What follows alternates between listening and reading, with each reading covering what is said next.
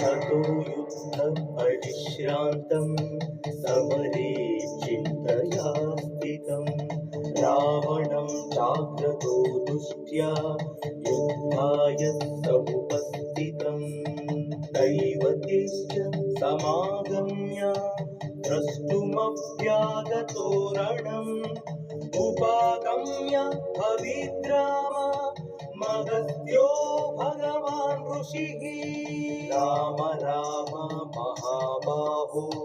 सुगुह्यं सनातनं येन सर्वान् नरीन् वत्सा समरे विजयिष्यसि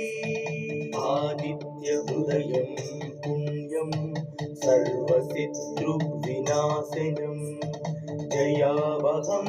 जपे नित्यमक्षयं परमं शुभं सर्वमङ्गलमाङ्गल्यं सर्वपापप्रणाशनं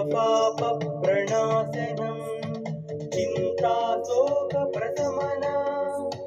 मयूर्वर्धनमुत्तमम् रश्मिमन्तं समुद्यन्तं देवासुर नमस्कृतं पूजयस्व विवस्वन्तं भास्करं भुवनेश्वरम्।